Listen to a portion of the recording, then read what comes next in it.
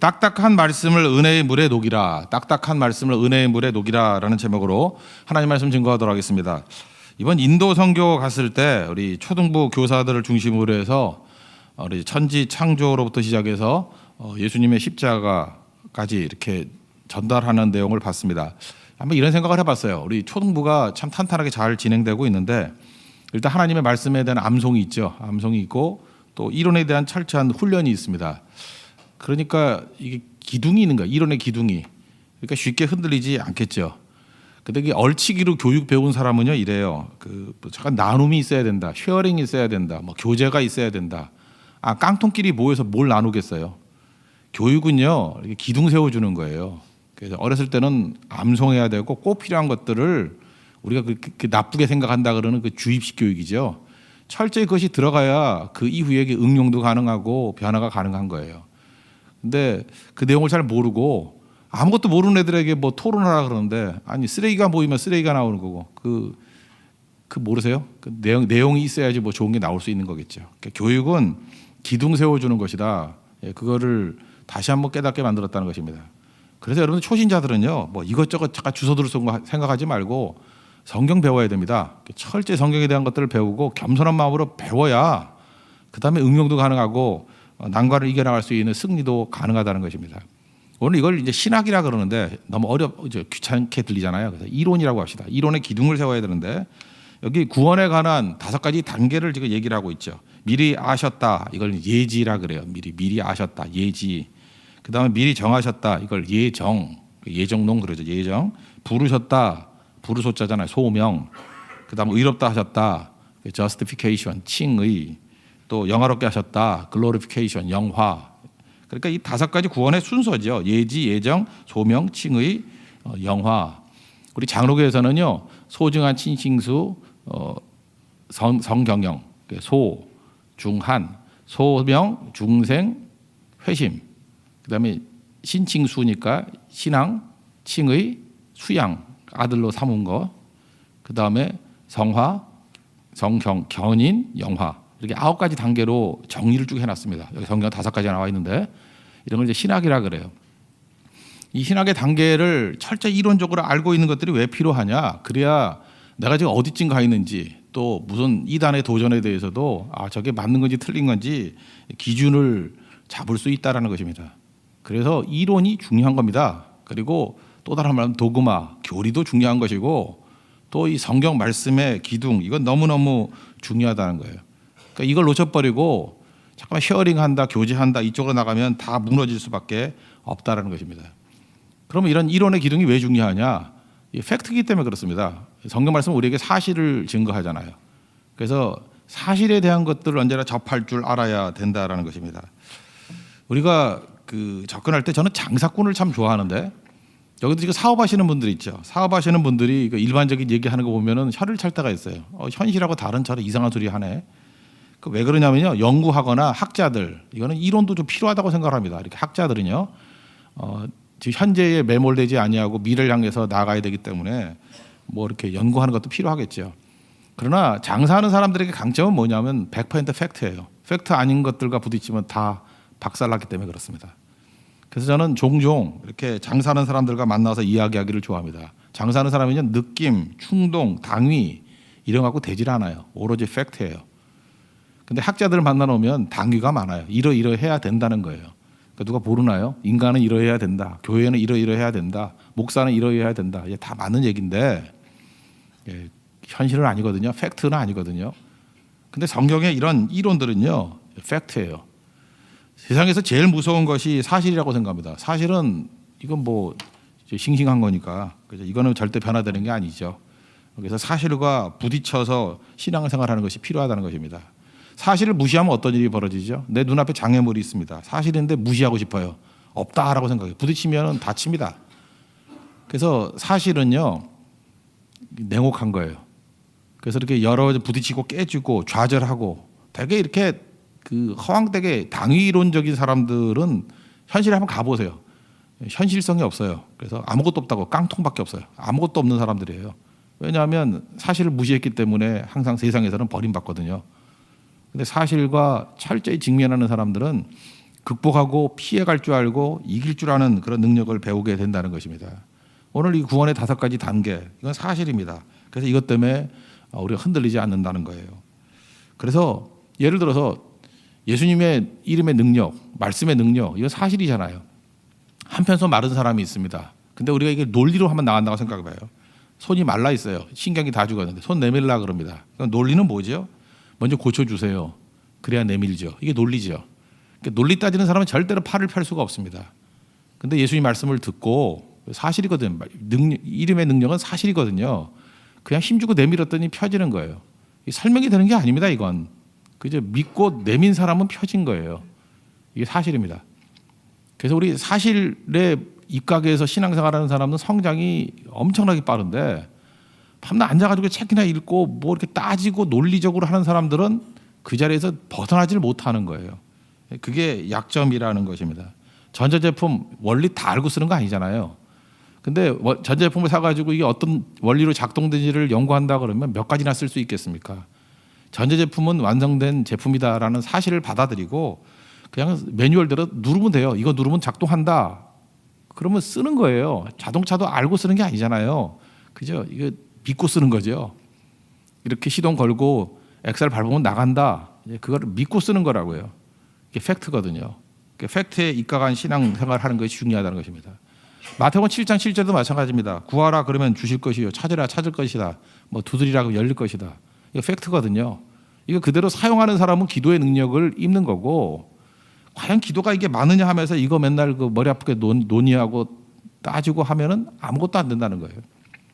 성경 말씀은 사실입니다. 그걸 붙들고 활용하십시오.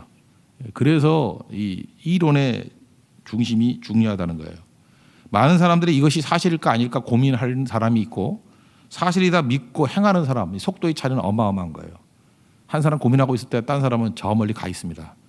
여러분, 하나님 말씀의 이론, 그죠? 이걸 이제 교리라고도 하는데, 이 말씀의 이론을 붙들고 사실로 받아들이고 사용하십시오. 그러면 저 멀리 가 있다라는 거예요. 그게 신앙의 성장일 수 있다라는 것입니다. 두 번째로 살필 것은 뭐냐면은, 근데 하나님께서 이 좋은 거를 왜 딱딱한 이렇게 이론으로 주셨냐는 거예요. 오늘 여러분들 이렇게 그 5가지 뭐 예지 예정 이렇게 쭉 나가다 보니까 너무 딱딱하지 않아요? 이거 갖고 뭐 은혜 받을 사람이 누가 있어요? 그래서 너무 딱딱한 설교가 안 좋습니다. 이렇게 얘기를 하는데 지루하고 딱딱하고 어렵습니다. 근데 하나님께서 우리에게 신학을 개념으로 주신 이유가 있다고요. 신학 중에 대표적인 게 레위기거든요. 레위기 지겹죠? 안 지겹습니까? 너무 딱딱해요. 로마서도 사실은 재밌다 그러기에는 딱딱한 내용들이에요. 그죠? 이런 게 이제 그 이론인데, 이론을 이렇게 딱딱한 형태로 주시는 이유가 뭐냐면 보관과 전달이 용이하기 때문에 그렇습니다. 이게 서술로 쭉 돼 있다 그러면요, 보관도 힘들고 전달도 너무너무 힘들다라는 거예요.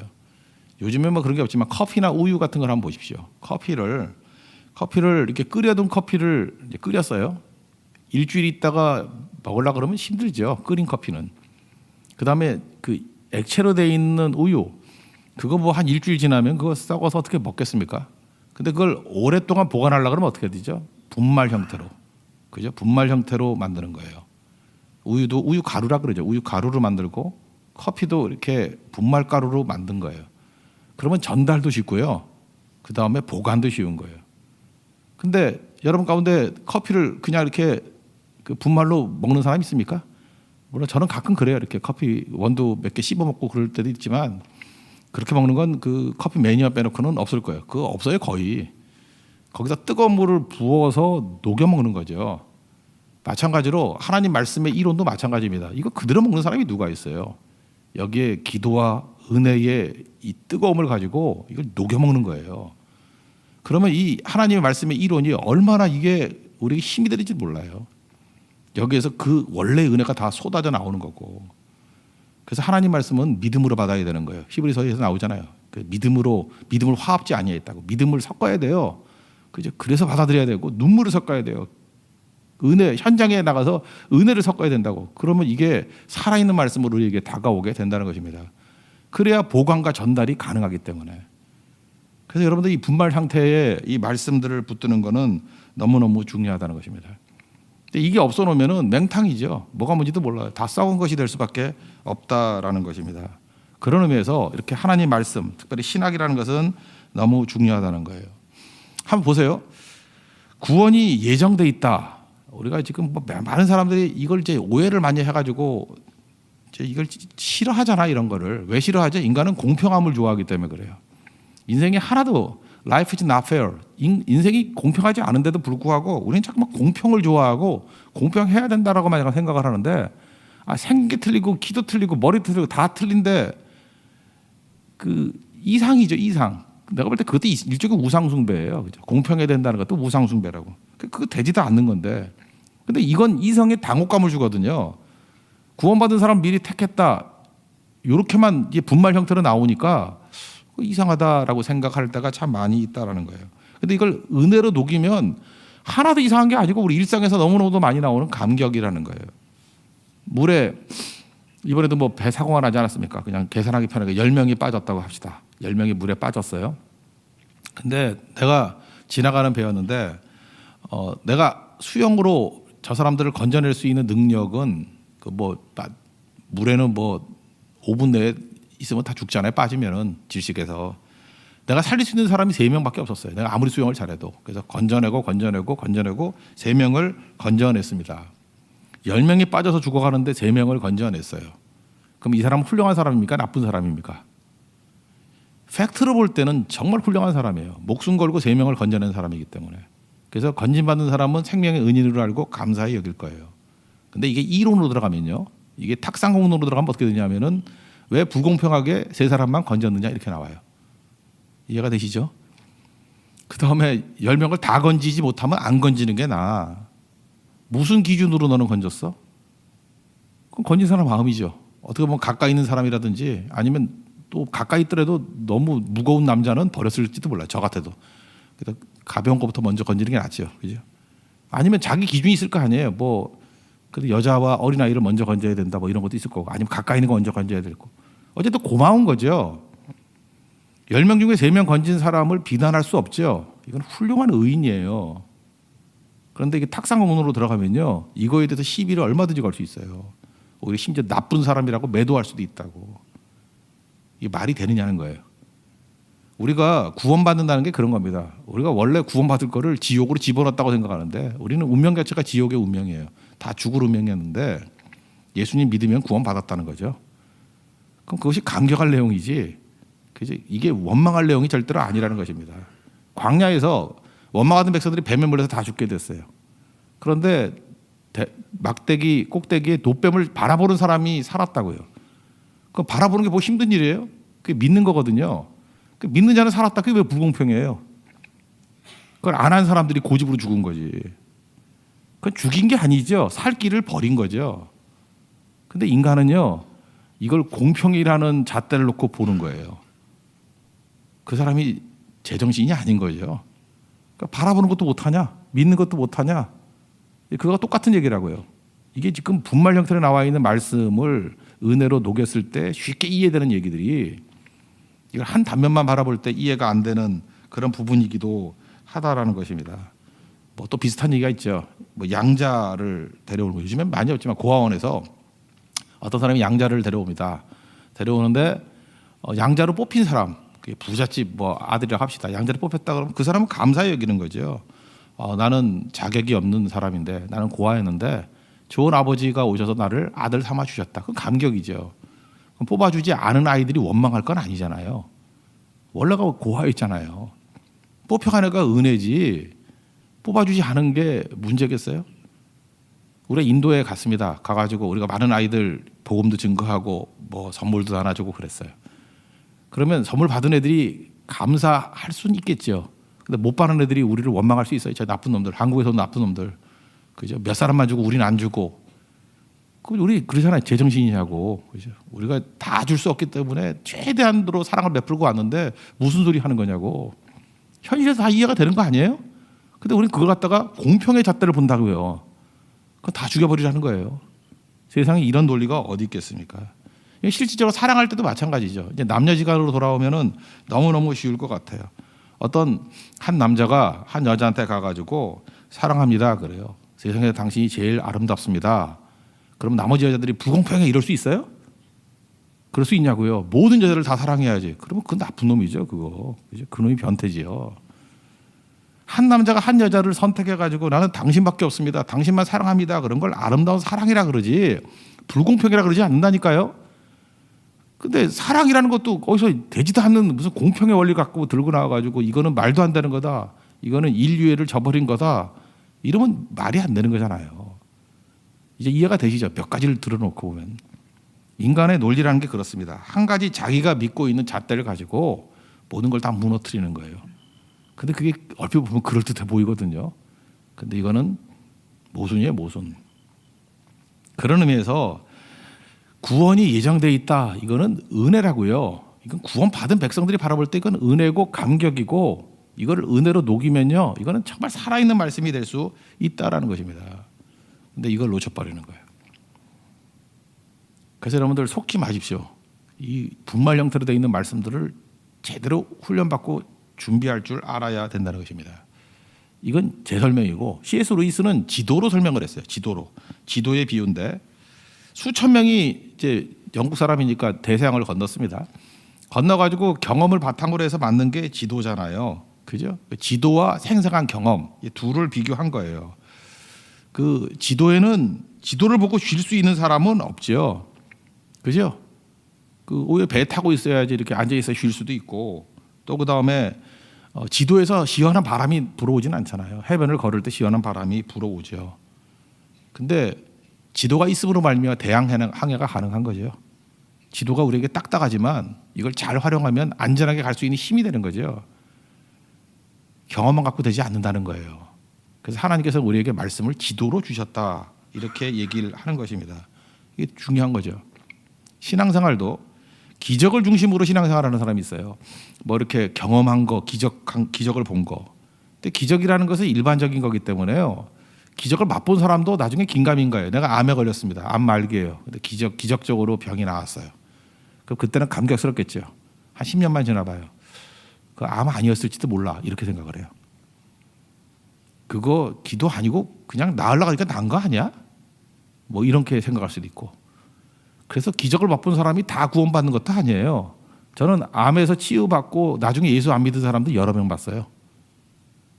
기적이라는 거, 이 체험이라는 게 그게 얼마나 허망한 건지 아십니까? 그거 금방 넘어져요. 근데 별 은혜의 체험도 없는 것 같이 보이는 사람인데 철저하게 말씀의 이론의 기둥을 가지고 서 있는 사람은요, 이 딱딱해 보이고 무미건조해 보이고 하는데 끝까지 가더라고요. 그래서 신앙은 말씀의 기둥으로 하는 거지 기적과 체험을 하는 거 아니라는 거예요. 예수님께서 그러잖아요. 뭐 베세다 이런 데서는 기적을 그렇게 많이 행했는데 너희들 도대체 왜 예수 안 믿냐 그러잖아요. 오히려 기적 행하지 않았던 사마리아에서 더 많은 사람들이 일어나죠. 왜? 거기 말씀의 부흥이 일어나니까. 우리 교회도 개별적으로 보면 그 은혜의 체험들이 있어요. 근데 그걸 메시지화 안 하죠. 체험과 기적이 메시지화 돼버리면요, 그건 이상한 데로 빠져버려요. 나중에 오래 못 간다고. 그건 우리에게 그냥 활력이 될 뿐이에요. 그리고 기둥은 언제나 말씀이 돼야 된다는 것입니다. 그래서 여러분의 신앙의 기초를 말씀에 두고 나아가는 믿음의 종되기를 바랍니다. 그래서 지도가 있으면 어떤 일이 벌어져요? 몸이 건조해 보지만 삶을 해석할 수 있어요. 어떤 분이 그 죽을 병에 걸려가지고 병원에 갔더니 치유받았어요. 그분이 이렇게 얘기를 하는 거예요.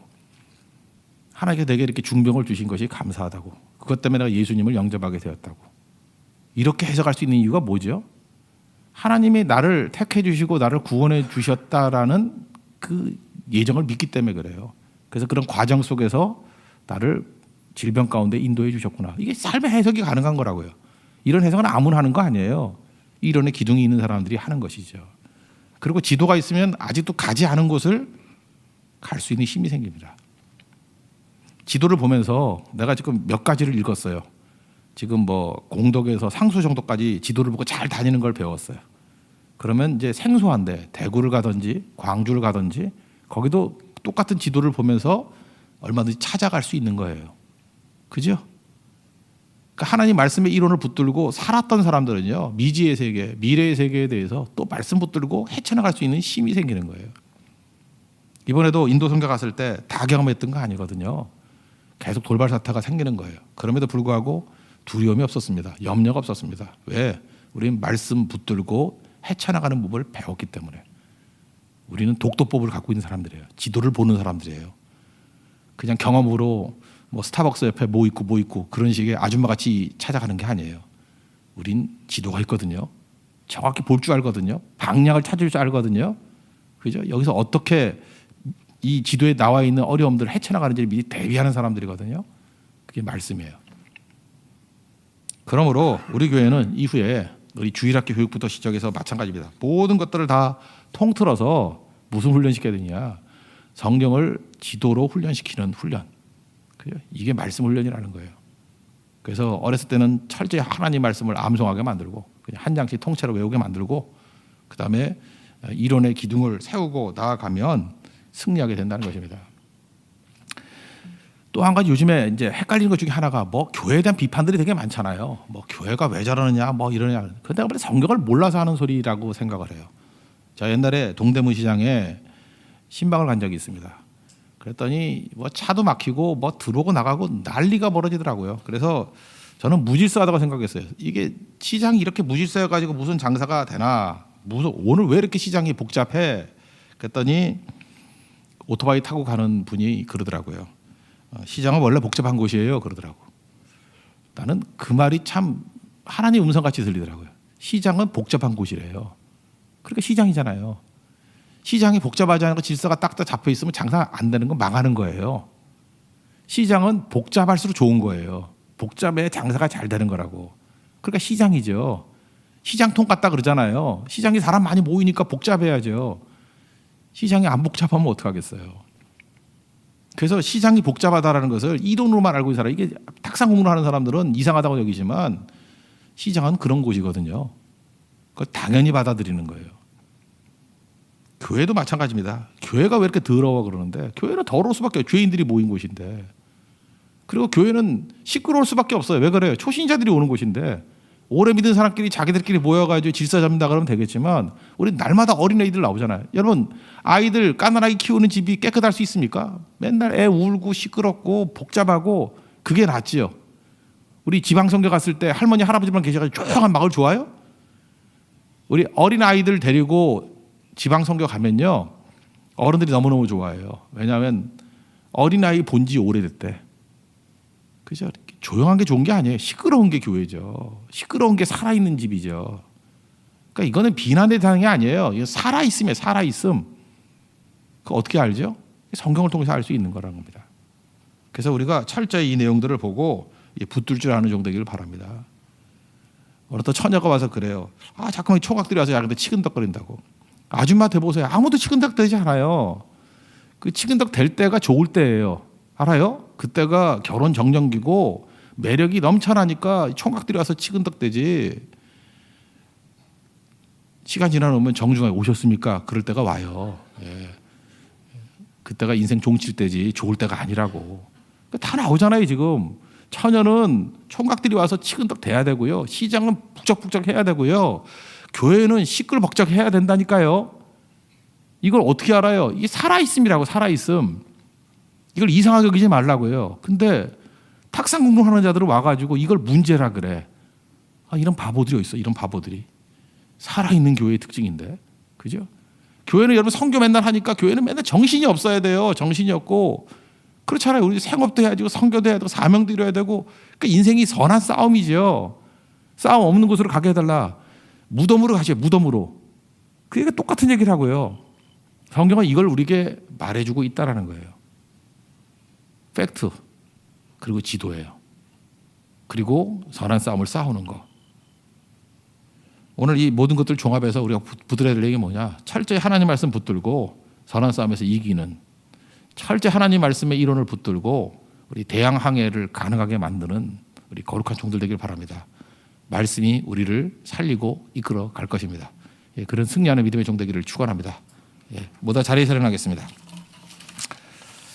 우리 말씀의 종들 되게 해달라고 기도하는 마음을 찬양했습니다. 546장 찬송하겠습니다.